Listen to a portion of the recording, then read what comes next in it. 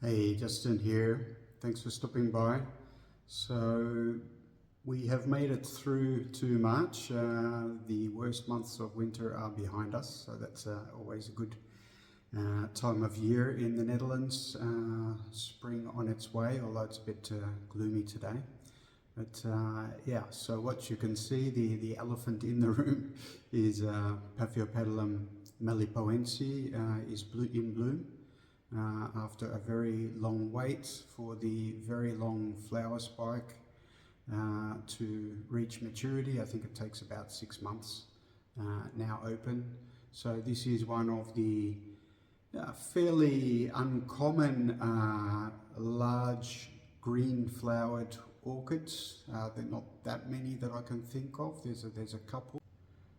Phylogeny pandurata is another one, Lycaste locusta, another one with fairly large green flowers, but really not that many at all. If you can think of any others, leave them in the comments. Maybe Cattleyas rinculalia glauca, sort of greenish.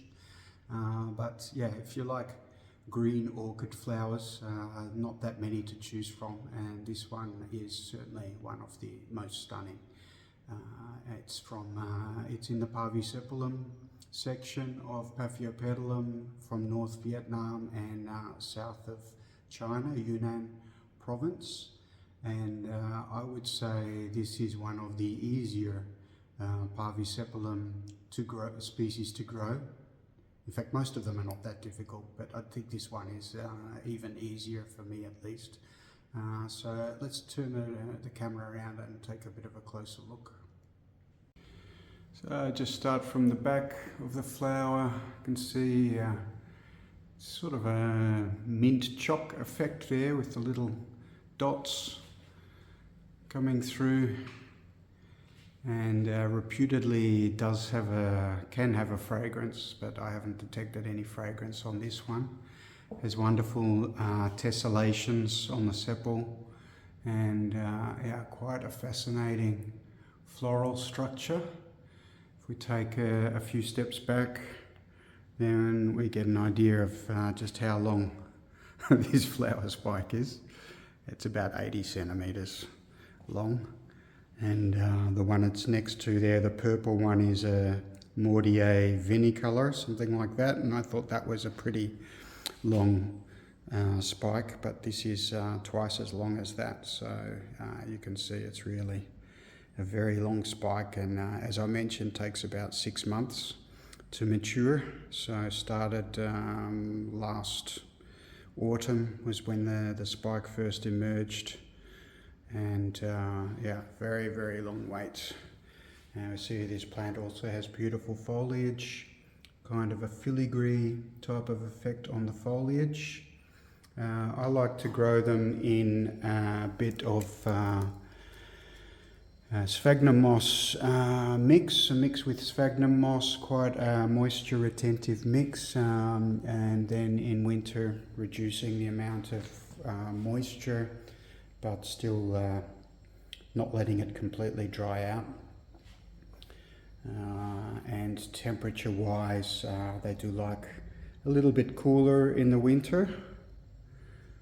Get back up to the flower there. So a little bit cooler in the winter, and in summer kind of intermediate type of temperatures, so not really super hot, but basically I bring it into the house in the summer, so it's not too hot, and in the greenhouse in winter down to about 14-15 degrees, probably could go a few degrees colder even, but then with a day-night differential up to around 20-21 degrees. That's just how my greenhouse is configured basically. That's sort of like the best overall conditions. And yeah, I find it, like I say, I find it quite an easy one to grow. I got this one as a little seedling about 4 years ago, so I've grown it from seedling. Very proud of myself for maturing the plant from seedling. So it takes about 4 years to mature.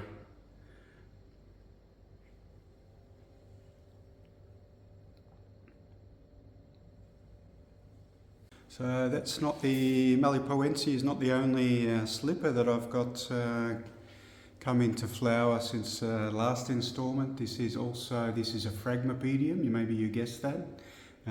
This is not really a colour scheme that you would see in Paphiopedilum very much. This pink, fairly intense pink and white colour combination. I'm not saying you can't have it, but this is much more common in the Fragmipediums. If you like these reds and pinks, then Fragmipediums offer a lot more choice. Now this is a little miniature frag, which is really nice. So we can take a look at the plant. I'll just take it out there. Yeah, so it's these frags like to stay pretty wet. It takes a bit of getting used to for me because yeah, switching, well, it's just something you have to learn, I guess, but the different genera have very different requirements culturally, and this one, these frags need a lot more moisture than cattleyas, for instance. So that's the cross. It's a primary hybrid, Manzurii by Hartwegii, two species that I'm not really that familiar with, but I think Manzurii is one of the ones that's related to Bessay, which is the red frag. And yeah, but it's pretty cool flowering on such a small plant. I only got it about a year ago, and it's grown quite rapidly. And frags are known to mature often a bit more rapidly than Paphs. It varies a lot from species to species. But you can see this is a sequential bloomer, so the next bloom is already on the way there. And I think the main attraction of this one is the size, that it's a very compact plant that's already flowering on a very small plant. And next to that, I've got a couple of more Paphiopedilums. The one at the back there is Delenatii roseum or vinicolor, I'm not sure, but the darker coloured form. So that's coming into flower again. And this one in the front is actually a malipoense hybrid. Yeah, what is it? Linley-Kopovitz. Yeah, Linley-Kopovitz. That's flowering again. Can't remember the cross off the top of my head. It's malipoense by, perhaps by Delenatii, not sure. Yeah, so that's a couple of nice slippers that are in bloom, and a few more on the way.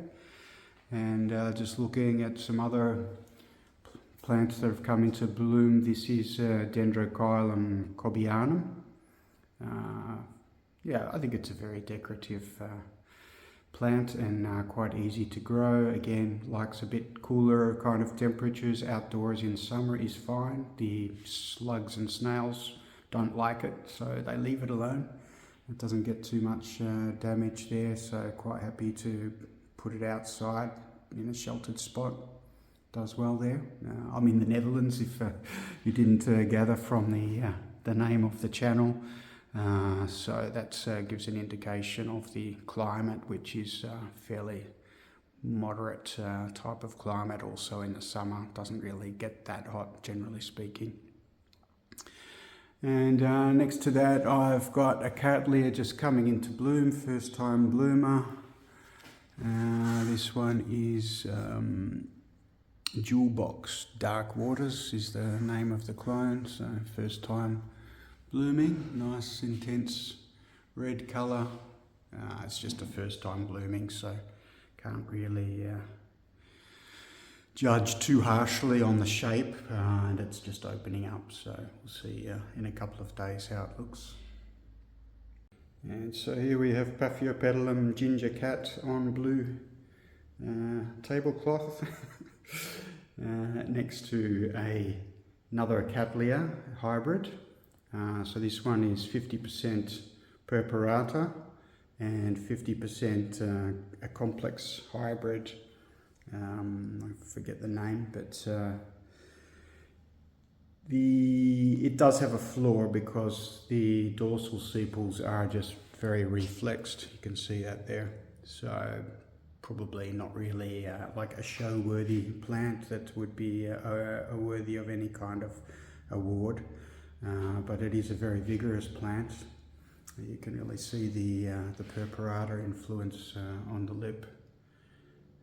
It's quite a nice colour combination, purple and white. Can't really go too wrong with that. And very good flower count, 6 flowers on one spike. And yeah, as I say, a very vigorous plant. So I'm going to try to grow it up and see if I can get a nice big display on it. It did put out 2 growths after each other last summer, and the second growth bloomed. So if it would put up on 2 growths and both of them would bloom, and it's got another lead as well, then potentially could become quite a nice display, even notwithstanding the flaws in the shape of the flower.